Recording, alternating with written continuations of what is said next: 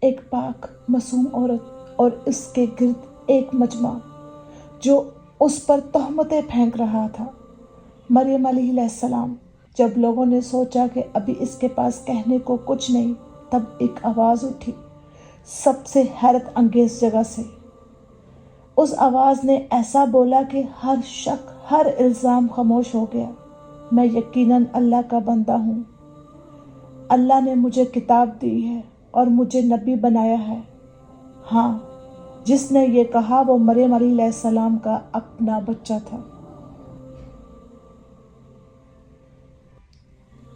نبی عیسیٰ علیہ السلام جو اپنی ماں کی گود میں تھے، لیکن اس معجزے سے پہلے جو واقعہ ہوا وہ ایک دن سے شروع ہوتا ہے جب مریم علیہ السلام اکیلی عبادت گاہ میں تھی۔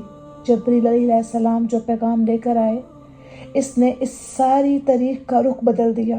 وہ عورت جسے اللہ نے چنا اور تمام عورتوں پر بلند کیا، یہ کہانی ہے حضرت مریم علیہ السلام کی۔ اور اب اگر آپ تیار ہیں تو چلو چلیں وقت کے پیچھے، قدیم یروشلم کی پرانی گلیوں میں، وہ شہر جہاں بہت سے انبیاء چلے۔ ہم ملتے ہیں ایک حیرت انگیز عورت سے، حنا، جو مریم علیہ السلام کی والدہ ہیں۔ حنا ایک ایسی عورت تھی جو ہمیشہ دعا کرتی تھی، ہمیشہ اپنے رب کو یاد رکھتی تھی۔ ان کے شوہر عمران ایک معزز آدمی تھے، امانت داری، سچائی اور گہری سمجھ کے لیے مشہور۔ حنا اور عمران یروشلم کے دل میں ایک سادہ اور پرسکون گھر میں رہتے تھے، لیکن اس پرسکون گھر میں ہر گزرتے دن کے ساتھ ایک خالی پن بڑھتا جا رہا تھا۔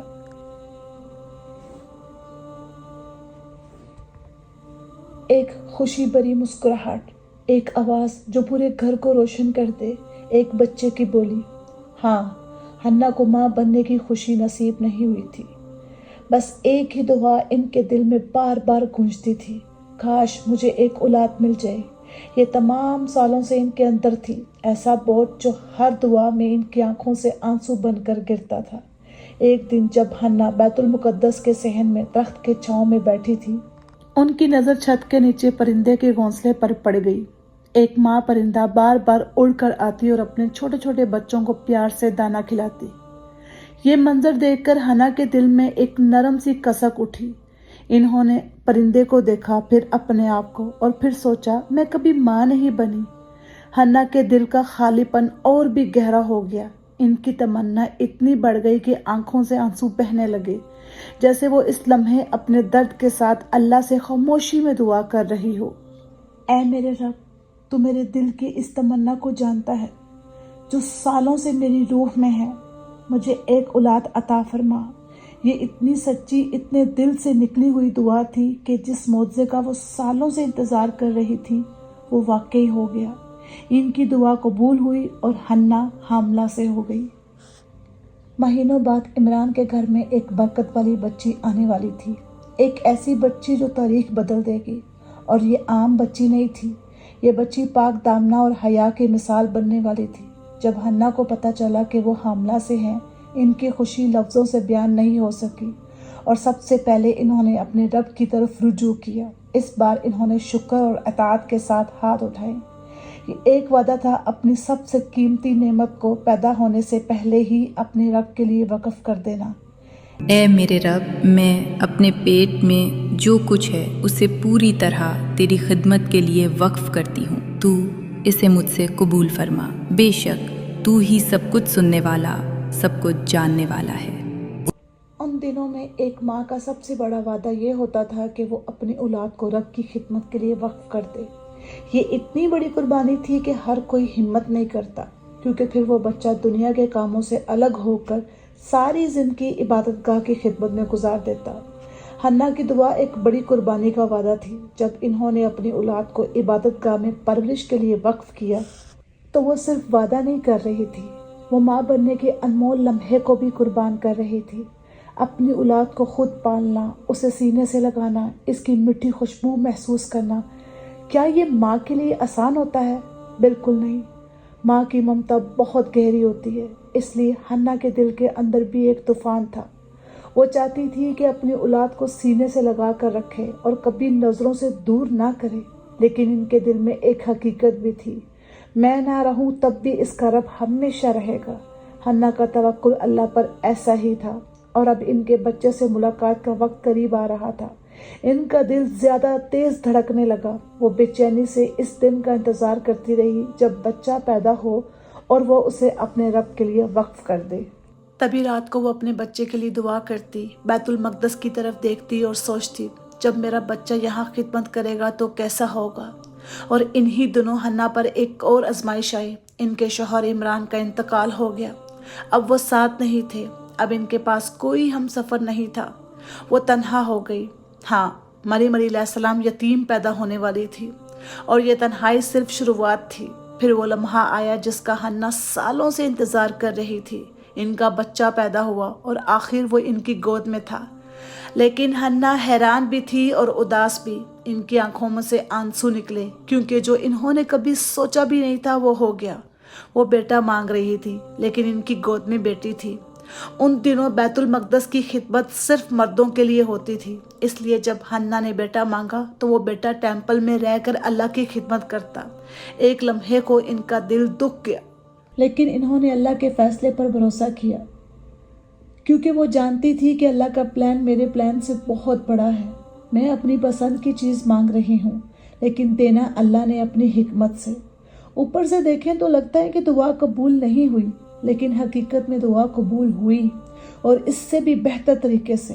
مریم علیہ السلام ایک بیٹی نہیں تھی، وہ ایسی عورت بننے والی تھی جو انسان کے لیے مثال اور ایک دور کو بدل دے، اور ایک رسول کی ماں بنے۔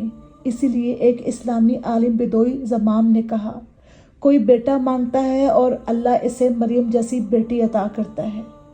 اس سے یہ نہیں کہنا کہ یہ دعا قبول نہیں ہوئی، بلکہ یہ کہنا چاہیے کہ دعا بہتر طریقے سے قبول ہوئی۔ حنا نے اپنی عمر اور حالات کے باوجود اپنی بیٹی کو پیار دیا۔ انہوں نے پوری کوشش کی مریم علیہ السلام کو باپ کی کمی محسوس نہ ہونے دے، اور مریم بغیر جانے اپنی ایک انوکھی قسمت کی طرف بڑھ رہی تھی۔ مہینے گزر گئے، اب وقت قریب تھا۔ حنا کو اپنے رب سے کیا ہوا وعدہ پورا کرنا تھا۔ وہ اپنی چھوٹی سی بیٹی کو لے کر بیت المقدس کی طرف چل پڑی۔ جب وہ بیت المقدس پہنچی، یہودی علماء حیران ہو کر جمع ہونے لگے۔ اس دن تک صرف لڑکے ٹیمپل میں خدمت کے لیے قبول ہوتے تھے۔ یہ کبھی نہیں ہوا، ایک لڑکی یہاں خدمت نہیں کر سکتی۔ لیکن اس بار معاملہ مختلف تھا۔ مریم علیہ السلام کو سیدھا اللہ کے لیے وقف کیا گیا تھا۔ وہ ایک شریف اور پاک خاندان سے تھی جو ٹیمپل کی خدمت کے لیے مشہور تھا، اس لیے علماء کو ایسا فیصلہ کرنا پڑا جو روایت سے ہٹ کر تھا، اور یوں مریم علیہ السلام کو ٹیمپل میں قبول کر لیا گیا۔ جب اللہ اپنے بندے کے لیے ایک خاص راستہ بنا دے تو کوئی چیز رکاوٹ نہیں بن سکتی۔ لیکن اب سوال یہ تھا، مریم علیہ السلام کی پرورش کون کرے گا؟ کون ان کا خیال رکھے گا؟ وہ چھوٹی سی بچی تھی، انہیں دیکھ بھال چاہیے تھی۔ ان کے والد عمران اتنے معزز آدمی تھے کہ بہت سے علماء چاہتے تھے کہ انہیں عمران کی بیٹی کی کفالت کا شرف ملے، تو رہنماؤں نے ایک الگ طریقے سے فیصلہ کیا، جس کا قلم پانی میں تیرتا رہے گا وہی ذمہ دار ہوگا۔ انہوں نے اپنے قلم پانی کے حوض میں ڈال دیے، ایک ایک کر کے سب کے قلم ڈوب گئے، لیکن ایک قلم تیرتا رہا، اور وہ قلم تھا نبی زکریا علیہ السلام کا۔ تو طے ہو گیا کہ مریم علیہ السلام کی ذمہ داری نبی زکریا علیہ السلام کو دی جائے گی۔ نبی زکریا علیہ السلام نے اس چھوٹی سی برکت والی ذمہ داری کو رحمت اور شفقت سے قبول کیا۔ یہ نیک نبی خود بھی اولاد کی تمنا رکھتے تھے، اور اب بہت بزرگ ہو چکے تھے۔ ان کے لیے یہ ذمہ داری ایک تسلی بھی تھی۔ مریم علیہ السلام کی تربیت پہلے زکریا علیہ السلام کے گھر میں ہوئی، اور ان کی خالہ کے ساتھ، جہاں انہیں بچپن کی وہ نرمی اور پیار ملا جو انہیں چاہیے تھا۔ قرآن میں یوں آتا ہے، پھر ان کے رب نے انہیں بہترین طریقے سے قبول کیا اور انہیں بہترین پرورش دی، اور انہیں زکریا علیہ السلام کی کفالت میں دے دیا۔ وقت گزرتا گیا، مریم ایک عجیب سکون اور چہرے پر نور کے ساتھ بڑھتی چلی گئی۔ وہ چھوٹی بچی جب بڑھتی تو اس کے چہرے پر صرف معصومیت نہیں بلکہ ایک گہرائی اور پکی سوچ نظر آتی جو عام بچوں میں نہیں ہوتی۔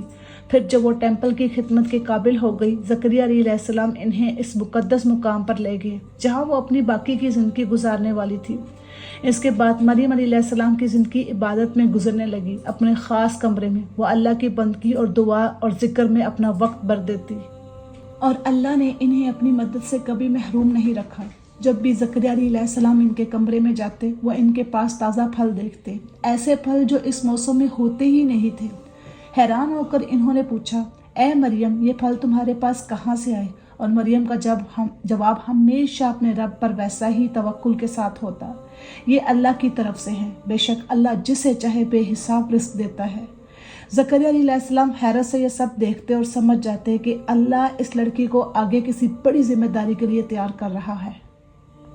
لیکن انہیں ابھی معلوم نہیں تھا کہ کیا مریم علیہ السلام خود بھی ان سب سے بے خبر تھی۔ وہ بس اپنے رب میں گھومتی۔ قرآن میں ان کی عبادت اور مقام کو یوں بیان کیا گیا، اے مریم، بے شک اللہ نے تمہیں چنا، تمہیں پاک کیا اور تمہیں تمام جہاں کی عورتوں پر چنا۔ مریم اب بڑی ہو چکی تھی اور ایک جوان عورت بن گئی تھی۔ ایک دن وہ اپنے کمرے میں تنہا ہو گئی، لیکن اس بار ایک عجیب چیز ہو رہی تھی۔ مریم علیہ السلام اور ان کے سامنے ایک اجنبی کھڑا تھا۔ کون تھا یہ جو اچانک ان کے کمرے میں آ گیا؟ دروازہ نہیں کھلا، کوئی آواز نہیں آئی، لیکن وہ بالکل ان کے سامنے کھڑا تھا۔ اس لمحے مریم علیہ السلام کا دل خوف سے بھر گیا۔ وقت جیسے رک سا گیا، دل ایسے دھڑک رہا تھا کہ سینے سے باہر نکل آئے گا، پاؤں کانپنے لگے۔ مریم علیہ السلام نے کہا، میں تم سے رحمان کی پناہ مانگتی ہوں، اگر تم اللہ سے ڈرنے والے ہو تو مجھے چھوڑ دو۔ جواب دینے والی آواز انسانی آواز سے کئی زیادہ صاف، زیادہ پرسکون تھی۔ ہاں، جو آئے تھے وہ جبریل علیہ السلام تھے۔ میں تو تمہارے رب کا بھیجا ہوا پیغام دینے آیا ہوں، تمہیں ایک پاک بیٹا دینے کے لیے۔ اس لمحے سب کچھ جم سا گیا۔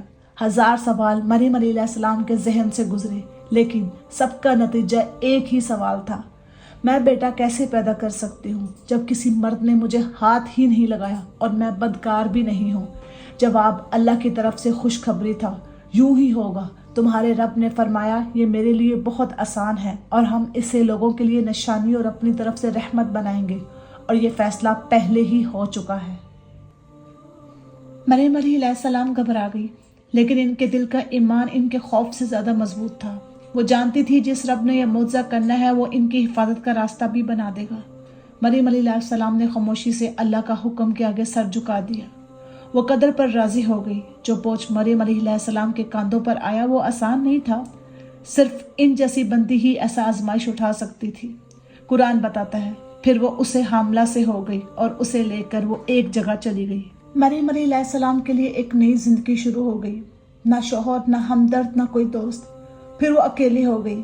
ذہن کا خوف رک نہیں رہا تھا۔ وہ ساتھ ساتھ یہ بھی سوچ رہی تھی کہ لوگوں کو کیا بتاؤں گی، جو بھی کہے گی غلط سمجھا جائے گا، وہ جج کی جائے گی۔ اس لیے مریم علیہ السلام نے خاموشی کو چنا اور چل پڑی۔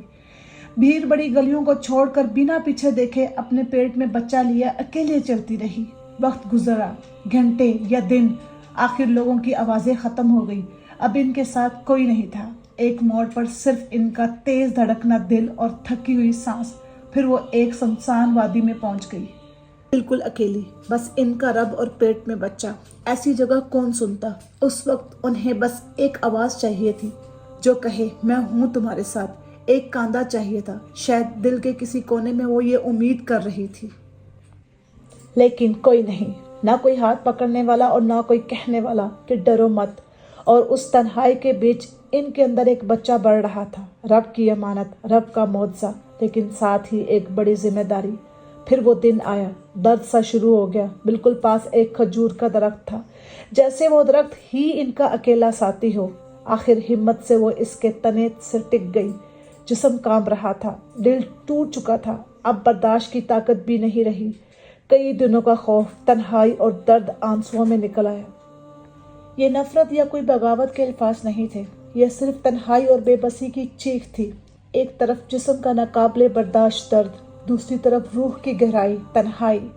اسی لمحے زندہ رہنا بھی بہت بھاری لگ رہا تھا، اور اسی لمحے خاموشی میں ایک آواز آئی، جبرائیل علیہ السلام کی آواز، غم نہ کرو، تمہارے رب نے تمہارے پاؤں کے نیچے ایک نہر بنا دی ہے۔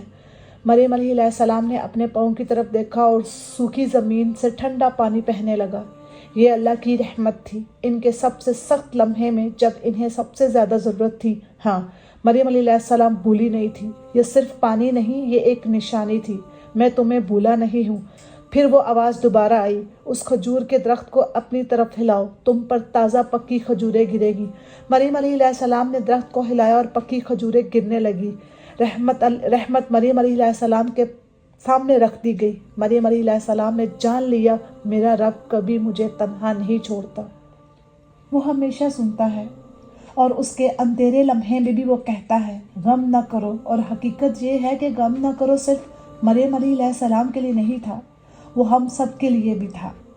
عیسیٰ علیہ السلام کھجور کے درخت کے نیچے پیدا ہوئے، کوئی ساتھ نہیں، کوئی ہاتھ پکڑنے والا نہیں، لیکن زمین اور آسمان گواہ تھے، اور دنیا نے اپنی پیدائش کے بعد پہلی بار ایسی ولادت دیکھی جو پہلے کبھی نہیں ہوئی تھی۔